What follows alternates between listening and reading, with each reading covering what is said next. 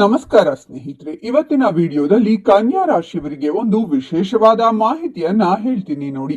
ಅದೇನಪ್ಪಾ ಅಂದ್ರೆ, ನಿಮಗೆ ಜೀವನದಲ್ಲಿ ನಿಜವಾದ ಶತ್ರುಗಳು ಯಾರು, ಯಾವ ರಾಶಿಯವರು ಶತ್ರುಗಳಾಗ್ತಾರೆ, ಕಷ್ಟ ನಷ್ಟಗಳೇನು, ಅದರಲ್ಲೂ ಬಹಳ ಮುಖ್ಯವಾಗಿ ನಿಮ್ಮ ಹಿತ ಶತ್ರುಗಳು ಯಾರು, ಅವರಿಂದ ನಿಮಗೆ ಬರುವಂತಹ ಸಮಸ್ಯೆಗಳೇನು, ನಿಮಗೆ ಹೇಗೆ ಶತ್ರುಗಳು ನಿರ್ಮಾಣವಾಗ್ತಾರೆ ಮತ್ತು ಕನ್ಯಾ ರಾಶಿಯವರ ಕಷ್ಟಗಳಿಗೆ ಪರಿಹಾರಗಳೇನು ಅನ್ನುವ ಸಂಪೂರ್ಣ ಮಾಹಿತಿಯನ್ನ ಈ ವಿಡಿಯೋದಲ್ಲಿ ಪರಿಪೂರ್ಣವಾಗಿ ತಿಳಿಸಿಕೊಡ್ತೀನಿ. ಸ್ಕಿಪ್ ಮಾಡದೆ ಕೊನೆಯವರೆಗೂ ನೋಡಿ. ಅದಕ್ಕೂ ಮುನ್ನ ನೀವು ಕನ್ಯಾ ರಾಶಿಯವರಾಗಿದ್ರೆ ವಿಡಿಯೋಗೆ ಲೈಕ್ ಮಾಡಿ, ಹಾಗೆ ಸಬ್ಸ್ಕ್ರೈಬ್ ಆಗಿಲ್ಲ ಅಂದ್ರೆ ಈಗ ಸಬ್ಸ್ಕ್ರೈಬ್ ಮಾಡಿ, ಹಾಗೆ ಪಕ್ಕದಲ್ಲಿ ಬರೋ ಬೆಲ್ ಐಕಾನ್ ಅನ್ನು ಕ್ಲಿಕ್ ಮಾಡಿ. ಕೆಲವು ರಾಶಿ ಚಕ್ರದ ಜನರು ನಕ್ಷತ್ರಗಳು ಹಾಗೂ ಗ್ರಹಗಳ ಪ್ರಭಾವದಿಂದ ಶತ್ರುಗಳಾಗಿ ಬದಲಾಗುವರು. ಕೆಲವೊಮ್ಮೆ ಅವರು ಬಹಳ ಆತ್ಮೀಯ ಸ್ನೇಹಿತರು ಅಥವಾ ಬಂಧುಗಳಾಗಿ ಪರಿಚಿತರಾಗಿದ್ದರೂ ನಂತರ ಶತ್ರುಗಳಾಗುವ ಸಾಧ್ಯತೆಗಳು ಹೆಚ್ಚಾಗಿರುತ್ತವೆ.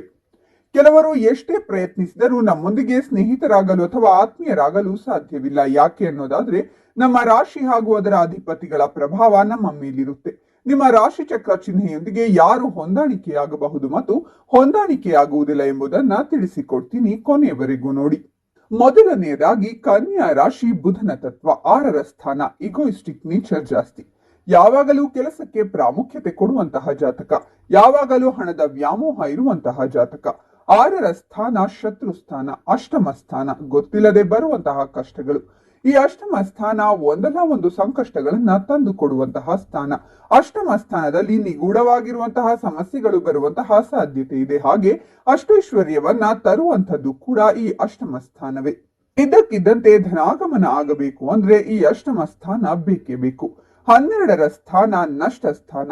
ಹೇಗೆ ಮನುಷ್ಯ ನಷ್ಟವನ್ನ ಹೊಂದುತ್ತಾನೆ, ಯಾವುದರಿಂದ, ಯಾವ ಬಾಧೆಯಿಂದ, ಯಾವ ಸಂಕಷ್ಟಗಳಿಂದ ನಷ್ಟವನ್ನ ಅನುಭವಿಸುತ್ತಾನೆ ಎನ್ನುವುದನ್ನ ನಮ್ಮ ಋಷಿ ಮುನಿಗಳು ಸರಿಯಾದ ರೀತಿಯಲ್ಲಿ ವಿಶ್ಲೇಷಣೆ ಮಾಡಿದ್ದಾರೆ. ಕನ್ಯಾ ರಾಶಿಯವರು ಯಾವ ರೀತಿಯ ಸಂಕಷ್ಟಗಳಿಗೆ ಒಳಗಾಗುತ್ತಾರೆ, ಅವರಿಗೆ ಹೇಗೆ ಕಷ್ಟಗಳು ಪ್ರಾಪ್ತಿಯಾಗುತ್ತೆ, ಈ ಕಷ್ಟಗಳು ಪ್ರಾಪ್ತಿಯಾದಾಗ ನಷ್ಟಗಳನ್ನ ಹೇಗೆ ಹೊಂದುತ್ತಾರೆ, ಜಾಗೃತೆಯಿಂದ ನೋಡಿಕೊಳ್ಳಬೇಕಾಗುತ್ತೆ. ಇವರಿಗೆ ಯಾವ ರೀತಿ ಜೀವನದಲ್ಲಿ ಪೆಟ್ಟು ಬೀಳುವಂತಹ ಸನ್ನಿವೇಶಗಳು ಎದುರಾಗುತ್ತೆ ಅನ್ನೋದನ್ನ ಹೇಳ್ತೀನಿ ನೋಡಿ.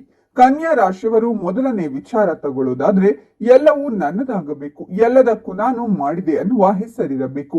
ನಾನು ಮಾಡಿದ್ದೆ ಎನ್ನುವಂತಹ ಮನೋಭಾವನೆ, ಎಲ್ಲಾ ಬಯಕೆಗಳು ಜಾಸ್ತಿ, ಎಲ್ಲವೂ ನನಗೆ ಜಾಸ್ತಿ, ಎಲ್ಲವೂ ನನ್ನಿಂದ ಆಗಿದ್ದು, ಈ ನಾನು ಎನ್ನುವಂತಹ ಮನೋಭಾವ ಕನ್ಯಾ ರಾಶಿಯವರಿಗೆ ಸಂಕಷ್ಟಗಳನ್ನ ತಂದಿಡುತ್ತದೆ. ಅಲ್ಲಿ ಬರುವಂತಹ ನಕ್ಷತ್ರಗಳು ಉತ್ತರ, ಹಸ್ತ, ಚಿತ್ತ. ಇವೆಲ್ಲ ಹೈಲಿ ಈಗೋಯಿಸ್ಟಿಕ್ ನೇಚರ್ ಇರುವಂತಹ ನಕ್ಷತ್ರಗಳು. 6ರ ಸ್ಥಾನ ನಮಗೆ ರೋಗ ರುಜಿನ, ರಂಧ್ರ ಸ್ಥಾನ, ಸಾಲ ಬಾಧೆಯ ಸ್ಥಾನ. ಆರೋಗ್ಯದಲ್ಲಿ ಸಮಸ್ಯೆಯನ್ನ ತರುವಂತಹ ಸ್ಥಾನ, ಸಾಂಸಾರಿಕ ಜೀವನವನ್ನ ಹಾಳು ಮಾಡುವಂತಹ ಸ್ಥಾನ. ಕನ್ಯಾ ರಾಶಿಯಲ್ಲಿರುವಂತಹವರು ಬಹಳ ಮುಖ್ಯವಾಗಿ ನಾನು ಎನ್ನುವಂತಹ ಮನೋಭಾವವನ್ನ ತಗ್ಗಿಸಿಕೊಳ್ಳಬೇಕು. ಎಲ್ಲದರಲ್ಲೂ ಕೂಡ ಬುದ್ಧಿವಂತರಾಗಿ ಎಲ್ಲವನ್ನೂ ಕೂಡ ಮ್ಯಾನೇಜ್ ಮಾಡುವಂತಹ ಕೇಪಬಿಲಿಟಿ ಇದ್ರೂ ಕೂಡ, ಕನ್ಯಾ ರಾಶಿ ಬುಧನ ಸ್ಥಾನ ಇದ್ದರೂ ಸಹಿತ ಕನ್ಯಾ ರಾಶಿಯವರು ಶತ್ರು ಭಾವದಿಂದ ಸಮಸ್ಯೆಯನ್ನ ಉಂಟು ಮಾಡಿಕೊಂಡು ನಷ್ಟಗಳನ್ನ ಹೊಂದುತ್ತಾರೆ. ಹಾಗಾಗಿ ಕನ್ಯಾ ರಾಶಿಯವರ ಈ ಒಂದು ಈಗೋಯಿಸ್ಟಿಕ್ ನೇಚರ್ ಅನ್ನ ಬಿಡಬೇಕು. ಎಲ್ಲವೂ ಕೂಡ ಸರಿ, ತಾವು ಒಳ್ಳೆಯ ಬುದ್ಧಿವಂತರಿದ್ದೀರಾ, ಹಣಕಾಸಿನ ವ್ಯವಸ್ಥೆಯನ್ನ ಸರಿಯಾಗಿ ಮ್ಯಾನೇಜ್ ಮಾಡ್ಕೊಂಡು ಹೋಗ್ತೀರಾ, ಲೆಕ್ಕಾಚಾರದ ಮನಸ್ಥಿತಿ ಇರುವಂತಹವರು, ಎಲ್ಲಾ ಕ್ಷೇತ್ರಗಳಲ್ಲೂ ಕೂಡ ಸಾಧ್ಯವಾದಷ್ಟು ಕೈ ಹಾಕಬೇಕು ಅನ್ನುವಂತಹ ಮನೋಭಾವ ಇರುವಂತಹವರು. ನಿಮಗೆ ನಾನು ಹೇಳುವುದು ಕಷ್ಟ ಅನಿಸಬಹುದು, ಆದರೆ ನೀವು ನಿಮ್ಮ ಅಹಮ್ಮನ್ನ ಹೇಗೆ ಕಡಿಮೆ ಮಾಡಿಕೊಳ್ಳಬೇಕು ಅನ್ನುವಂತಹ ಅನಿವಾರ್ಯತೆ ಬರುತ್ತೆ. ಹೇಗೆ ಸಂಕಷ್ಟಗಳಿಂದ ನಾವು ಪಾರಾಗಬೇಕು ಅನ್ನೋದಕ್ಕೆ ನಮ್ಮ ಪರಾಶರ ಮಹರ್ಷಿಗಳು ತಿಳಿಸಿದ್ದಾರೆ. ಈ ಮನೋಭಾವನೆಯನ್ನ ಹೇಗೆ ನಿಗ್ರಹ ಮಾಡಿಕೊಳ್ಳಬೇಕು, ಆ ನಿಗ್ರಹದಿಂದ ನಿಮ್ಮ ಸಂಕಷ್ಟಗಳು ಕಡಿಮೆಯಾಗುತ್ತಾ? ಹೌದು, 100% ಸತ್ಯ ಕೂಡ. ಯಾವಾಗ ನೀವು ಅತ್ಯಾಸೆಯಿಂದ ಮುನ್ನುಗ್ಗುತ್ತೀರೋ, ಅತ್ಯಾಸೆ ನಿಮ್ಮ ಶತ್ರು. ಅದರಿಂದ ಹಲವಾರು ಸಮಸ್ಯೆಗಳನ್ನ ಮಾಡಿಕೊಳ್ಳುತ್ತೀರಾ, ಆ ಸಮಸ್ಯೆಯಿಂದ ನಷ್ಟಗಳನ್ನ ಮಾಡಿಕೊಳ್ಳುತ್ತೀರಾ. ಇನ್ನೊಂದು ವಿಷಯ ಏನು ಅಂದ್ರೆ, ಯಾವುದೇ ಕಾರಣಕ್ಕೂ ಕನ್ಯಾ ರಾಶಿಯಲ್ಲಿ ಇರುವಂತಹವರು ಕೆಲಸಗಾರರ ಮೇಲೆ ಕೋಪದಿಂದ ವರ್ತಿಸಬೇಡಿ. ಇವೆಲ್ಲ ಕನ್ಯಾ ರಾಶಿಯವರಿಗೆ ಕೆಲಸಗಾರರೇ ಶತ್ರುಗಳಾಗಿ ಪರಿಣಾಮವನ್ನ ಬೀರಿ ನಿಮಗೆ ನಷ್ಟವನ್ನ ಮಾಡುತ್ತಾರೆ, ಕಷ್ಟಗಳನ್ನ ತರುವಂತದ್ದು ಇರುತ್ತೆ. ಎಚ್ಚರವಾಗಿರಿ. ಕನ್ಯಾ ರಾಶಿಯವರು ಸಾಧ್ಯವಾದಷ್ಟು ಈ ಗುಣಗಳನ್ನ ಕಡಿಮೆ ಮಾಡಿಕೊಳ್ಳಬೇಕು. ಕನ್ಯಾ ರಾಶಿಯವರು ನಿಮ್ಮ ಕೆಲಸಗಾರರ ಮೇಲೆ ಒಲವನ್ನ ತೋರಿಸುವಂತದ್ದು ಬಹಳ ಮುಖ್ಯ, ಉದಾರದಿಂದ ಕಾಣುವಂತದ್ದು ಬಹಳ ಮುಖ್ಯ. ಕನ್ಯಾ ರಾಶಿಯವರು ನಿಮ್ಮ ಸಂಕಷ್ಟಗಳನ್ನ ಕಡಿಮೆ ಮಾಡಿಕೊಳ್ಳಬೇಕು ಅಂದ್ರೆ ನಿಮ್ಮಲ್ಲಿನ ಆಟಿಟ್ಯೂಡ್ ಅನ್ನ ಬದಲಾಯಿಸಿಕೊಳ್ಳಬೇಕಾಗುತ್ತೆ. ಇನ್ನು ಕನ್ಯಾ ರಾಶಿಯವರಿಗೆ ಶತ್ರುಗಳಾಗುವ ರಾಶಿಗಳು ಯಾವುವೆಂದರೆ ಮೊದಲನೆಯದಾಗಿ ಮಿಥುನ ರಾಶಿಯು ನಿಮ್ಮಂತೆಯೇ ಬುಧ ಗ್ರಹದಿಂದ ಆಳಲ್ಪಡುತ್ತದೆ. ಆದರೆ ನೀವು ಸಂಪೂರ್ಣವಾಗಿ ವಿರುದ್ಧವಾಗಿರುತ್ತೀರಾ. ನಿಮ್ಮ ವ್ಯವಹಾರಗಳಲ್ಲಿ ನೀವು ತುಂಬಾ ಸ್ಥಿರ ಮತ್ತು ಪ್ರಾಮಾಣಿಕರಾಗಿದ್ದೀರಾ. ಆದರೆ ಮಿಥುನ ರಾಶಿಯ ವ್ಯಕ್ತಿಗಳು ಸಾಕಷ್ಟು ಅಸ್ಥಿರರಾಗಿದ್ದಾರೆ ಮತ್ತು ಅವರು ವಿಷಯಗಳನ್ನ ಲಘುವಾಗಿ ತೆಗೆದುಕೊಳ್ಳುವ ಪ್ರವೃತ್ತಿಯನ್ನ ಹೊಂದಿರುತ್ತಾರೆ. ಅವರು ನಿಮ್ಮ ಪರಿಪೂರ್ಣ ಮನೋಭಾವವನ್ನ ಪಡೆಯುವುದಿಲ್ಲ ಮತ್ತು ಅವರ ನಿರ್ಲಕ್ಷ್ಯ ಮನೋಭಾವದಿಂದ ನೀವು ನಿರಾಶೆಗೊಳ್ಳುತ್ತೀರಾ. ಎರಡನೆಯದಾಗಿ ಧನಸ್ಸು ರಾಶಿ. ಕನ್ಯಾ ರಾಶಿ ಮತ್ತು ಧನಸ್ಸು ರಾಶಿಯವರು ಸಾಮಾನ್ಯವಾಗಿ ಪರಸ್ಪರ ವಿರುದ್ಧವಾಗಿ ಕಂಡುಬರುತ್ತವೆ.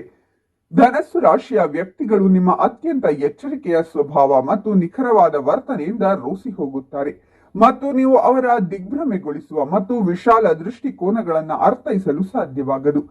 ನೀವಿಬ್ಬರು ಪರಸ್ಪರರ ವಿಲಕ್ಷಣತೆಯನ್ನ ನಿಭಾಯಿಸಲು ಸಾಧ್ಯವಿಲ್ಲ.